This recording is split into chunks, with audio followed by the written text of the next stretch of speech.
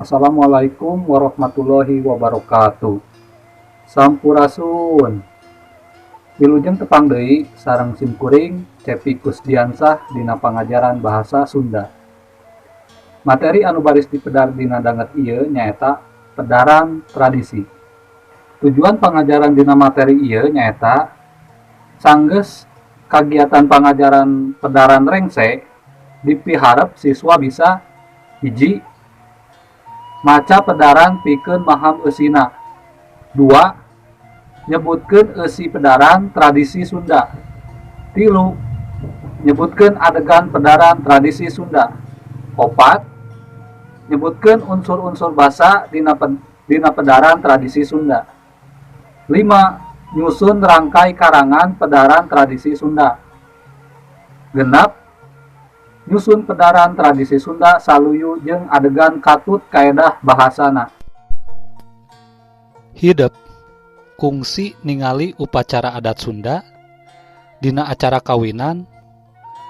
Naha dina eta upacara adat kawinan teh aya tradisi nincak endog, saweran, huap lingkung, jeung meuleum harupat. Cing pek catetkeun deui naon wae anu katingali ku hidup. Mun hese bisa wae hidup maluruh dina buku, koran, majalah, atawa bisa wae muka internet anu eusina medarkeun perkara tradisi kahirupan urang Sunda. Contona wae kumaha tradisi kawinan, sepitan, jeung tradisi-tradisi sejena nu geus jadi kabiasaan dina kahirupan urang Sunda. Mikawanoh perkara tradisi Sunda. Istilah tradisi asalna tina bahasa Inggris tradition, tina bahasa Latin traditio, anu hartosna diteruskeun, anu hartina adat kabiasaan atawa tali paranti anu turun tumurun ti karuhun anu masih keneh dilaksanakeun dina pakumbuhan masyarakat. Tradisi teh kaasup kana ulikan folklore.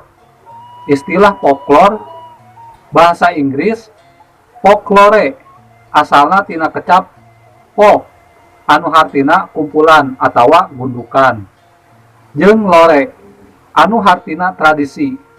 Jadi folklore teh mangrupa sabagian tina kabudayaan anu diwariskeun kalawan turun tumurun ku cara lisan. Kukituna sok disebut tradisi lisan. Geus ditetelakeun yen tradisi teh adat kabiasaan atawa tali paranti. Adat asalna tina bahasa Arab adat, ngandung harti tabeat atawa sifat bawaan. Aya paribasa adat kakurung ku iga anu hartina tabeat nu hese dipiceuna atawa dirobahna. Kecap adat oge ngandung harti kabiasaan atawa kalakuan. Kecap adat jeung kabiasaan sok dihijikeun jadi kecap kantetan. Adat kabiasaan nyaeta tata pola anu angger tur turun tumurun ti hiji entragan ka entragan satuluyna minangka warisan anu dalit jeung pakumbuhan masyarakatna. Dina kahirupan masyarakat Sunda, adat kabiasaan teh patali jeung upacara daur hirup, siklus hidup, timimiti kakandungan, lahir, rumaja, kawin, nepi ka maot. Kukituna dina kahirupan masyarakat Sunda kapanggih aya sawatara upacara adat saperti hiji adat nu nyiram, 2 adat ngariksa nu reuneuh, 3 adat ngariksa nu ngajuru, 4 adat mulasara Bali, 5 adat sunatan, 6 adat ngawinkeun, 7 adat kapapatenan, jeung saterusna ti eta. Patali jeung adat ngariksa nu reuneuh aya nu disebut upacara tingkeban atawa upacara 7 bulanan. Tangtu rea keneh adat kabiasaan sajena anu khusus saperti hiji seren taun di Cisolok Sukabumi, 2 nyangka di Panjalu Ciamis, 3 ruat bumi di Banjarsari, 4 suroan di Cirebon, 5 saparan di Cirebon, 6 rebo wekasan di Bogor jeung rea-rea deui. Karangan pedaran. Karangan pedaran mangrupa karangan atawa wacana anu eusina ngajentrekeun hiji objek, kumaha prosesna, tujuanana, jeung gunana. Karangan pedaran gede mangpaatna, pikeun ngalegaan kaweruh atawa wawasan hiji jalma. Karangan pedaran teh ilaharna sok dimuat dina koran atawa majalah. Lamun geus dimuat dina koran atawa majalah, karangan pedaran teh disebutna artikel. Dina bahasa Indonesia, karangan pedaran teh sok disebut karangan bahasan atawa karangan eksposisi. Kulantaran ngajentrekeun atawa medar hiji perkara, aya rupa-rupa teknik anu dipake dina nulis karangan pedaran, diantarana hiji teknik identifikasi. Nyaeta ngajentrekeun hiji perkara ku cara neangan jeung medar ciri-cirina eta perkara atawa barang. 2 teknik klasifikasi. Nyaeta ngajentrekeun hiji perkara ku cara neangan jeung nyieun papasingan eta perkara atawa barang. 3 teknik definisi. Nyaeta ngajentrekeun hiji perkara ku cara neangan jeung mere wangenan kana eta perkara atawa barang. 4 nyaeta teknik ilustrasi. Ngajentrekeun hiji perkara ku cara neangan jeung mere gambaran kana eta perkara atawa barang. 5 teknik proses. Nyaeta ngajentrekeun hiji perkara ku cara neangan jeung mere gambaran proses nyieuna eta. Teu beda ti adegan karangan liana. Umumna mah raraga atawa karangka karangan pedaran teh diwangun ku 3 bagian. Hiji bagian bubuka. Eusina midangkeun hal-hal umum. Perkara eusi pedaran. A. Alasan milih jejer pedaran. B. Pentingna jejer pedaran. C. Legana pedaran. D. Watesan jejer pedaran. E. Masalah-masalah anu dipedar. F. Tujuan jeung gunana pedaran. 2. Bagian eusi. Eusina midangkeun objek nu dipedar saperti A. Wujud jeung wangun objek. B. Gunana objek. C. Wanda atawa tipena objek. D. Cara nyieun objek kitu ge lamun aya. 3. Bagian panutup. Eusina midangkeun 2 hal. A. Kacindekan tina eusi pedaran. B. Saran-saran. Lamun hideuk rek nulis karangan pedaran, aya sawatara cara nu bisa dilaksanakeun di antarana wae. Hiji, nepikeun pasualan atawa perkara nu rek ditulis. 2. Ngumpulkeun bahan atawa data keur ngarojong eusi karangan pedaran. Biasa nama tina buku, koran, majalah, atawa tina internet. 3. Mikiran pijuduleun. Anu matak ngirut kanu maca. 4. Nyusun raraga atawa rangkai karangan. 5. Mekarkeun rangkai karangan jadi alenia nepika jadi karangan gembleng genep nyarungsung karangan nu geus jadi. Dina prapna ngarang bisa dikopiah heula dina catetan atawa langsung diketik. Jadi aya 3 tahap dina ngarang pedaran. Nyaeta prangna ngarang, prakna ngarang, jeung pasca ngarang atawa nyarungsum. Karangan pedaran teh ilaharna sok dimuat dina koran atawa majalah. Lamun geus dimuat dina koran atawa majalah, karangan pedaran teh disebutna artikel. Midangkeun pedaran. Ieu dihandap aya contoh pedaran bahasa Sunda sejena judulna Saringset Pageuh Iket. Karangan Muhammad Asep Hadian Adi Praja. Ieu pedaran teh dimuat dina majalah Cupu Manik. Eusina ngeunaan iket Sunda. Pek ku hideut tengeta. Saringset pageuh iket. Iket atawa totopong teh kabeungharan budaya tutup sirah pangbuhuna di Sunda. Mun dijujut tina harti kecap, iket teh asal kecapna saiket, nu hartina sabeungkeutan, sauyunan dina hiji pakumbuhan. Siloka, nyere, atawa harupat, sagagang mah teu bisa nyapukeun nanaon. Tapi mun sabeungkeutan, jadi sapu nu bisa kuat nyapukeun rupaning runtah. Kitu oge jalma mun sosorangan tangtu bakal berat nyang hareupan hiji pasualan. Sirah minangka subjekna nu diiket. Sedeng pasualan nu datang ti luar jeung jero dirina mangrupa objek nu kudu sayaga pikeun dising hareupan. Sangkan hirup salawasna caringcing pageuh kancing, saringset pageuh iket. Mimiti resep kana iket memang ti bubudak, tapi ari leuwih kataji pikeun nalungtik leuwih jero mah karek tahun 2005. Kitu oge ladang tatanya kakolot jeung saha bae nu weruh kana iket. Bari terus ngeureuyeuh ngalalar kampung adat.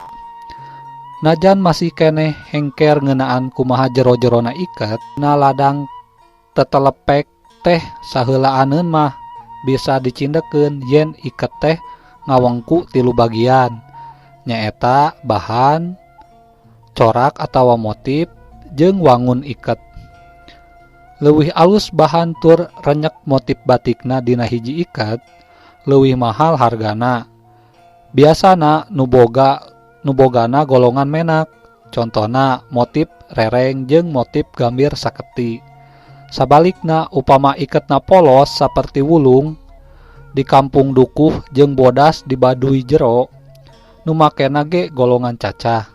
Sedeng tina wangun iket aya 2 bagian, nyaeta iket pasagi jeung iket juru tilu. Sabenerna mah ari wangun iket pasagi jadi juru tilu soteh pedah ditilep atawa dikeureut tina wangun asal pasagi. Tina 2 wangun bieu bisa kaguar ajen atawa palsapa hirup.